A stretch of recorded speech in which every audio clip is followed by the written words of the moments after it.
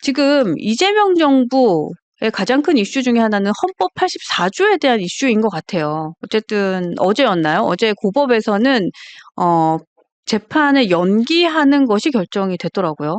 예, 여기에 대한 의견도 좀 여쭤보고 싶고, 또 향후 나머지 재판들은 어떻게 진행이 될 것인가도 우리가 주목하게 됩니다. 일단 대법원에서는 각 재판부가 판단할 일이다라고 얘기한 입장에서 바뀐 게 없어요.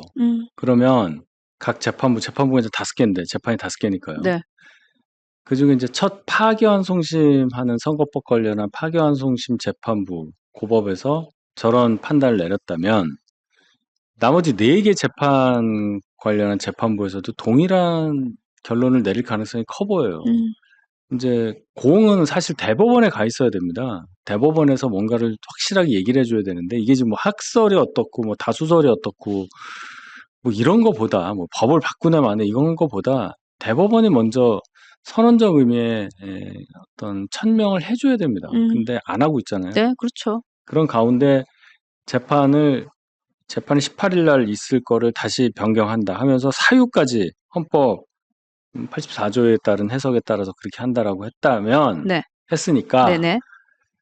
이재명 대통령 재임 중에 그분 관련한 재판이 벌어지는 상황은 안 일어날 걸로 보입니다. 예. 그게 더 가능성이 커 보인다. 예. 예. 근데 이제 한동훈 대표가 저도 이제 그 페이스북 어제 올려주신 글을 보고 이건 굉장히 반박 논리로서 참 좋다라는 생각이 했거든요. 그래서 저희가 그 부분 가지고 이제 포스터를 좀 만들어 왔는데요. 감독님 한번 띄워봐 주실래요? 네.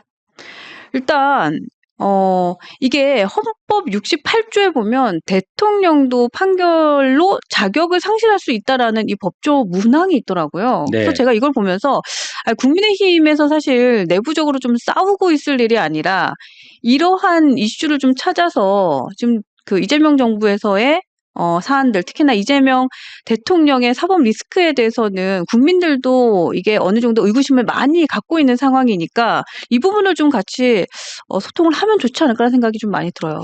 예, 이제 68조 2항에 네네. 판결 기타의 사유로 그 자격을 상실한 때, 그러니까 이제 조항 전체가 이래요.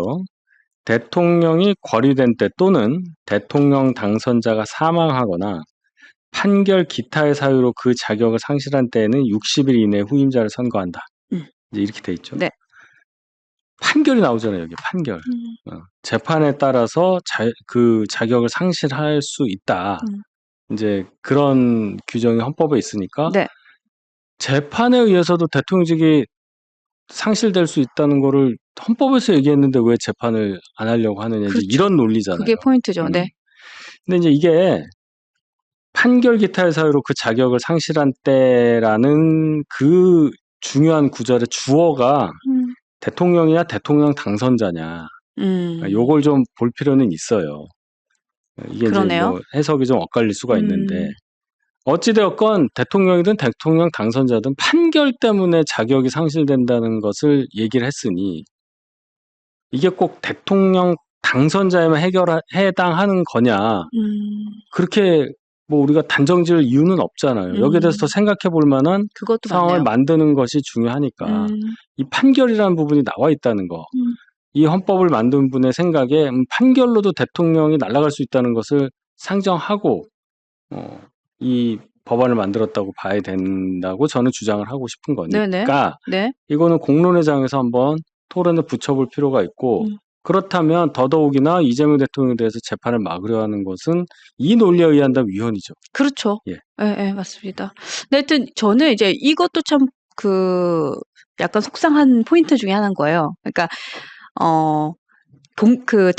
대선 경선 과정에서도 이재명 후보 시절, 이재명 대통령 후보 시절에도 이재명 대통령에 대한 뭔가 의구심을 제기하거나 공격할 수 있는 포인트를 최종 후보가 아닌 한동훈 대표가 계속해서 했단 말이죠. 네. 근데 지금도 국민의힘에서도 엄연히 지도부는 있죠. 뭐 상황에 대해서는 좀 말을 안 하겠지만, 그럼에도 불구하고 국민의힘에서 뭔가 좀 강한 푸시가 좀 부족해 보인다는 생각도 좀 들어요.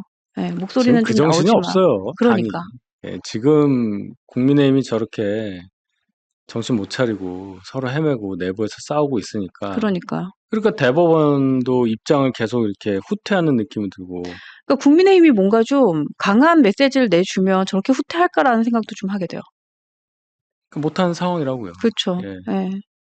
속상합니다. 그러니까 빨리 좀 지도부가 어느 정도 수습이 되고 좀 이거는 야당다운 야당 지도부가 나왔으면 좋겠어요. 이러한 빙하기를 네. 꽤 우리가 겪어야 할 느낌입니다. 아, 자, 그래요? 임기는 이제 시작을 해서 이재명 대통령의 힘이 엄청나게 세고, 민주당 원내대표 저 두 분 중에 누가 되든 간에 엄청나게 또 세게 나올 것이고, 의석수 엄청 많고, 앞으로 3년이 남아있고, 네. 당은 정말 이런 적이 있었나 싶을 정도로 쪼그라들어 있는 상태에서 내부에서 싸움은 더 세게 하고 있단 말이에요.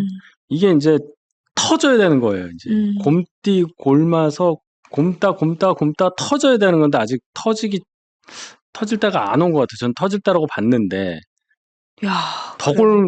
더 굶을 수 골물 있다? 일이 더 있는 거죠. 더 굶을 수 있다? 아, 그래요?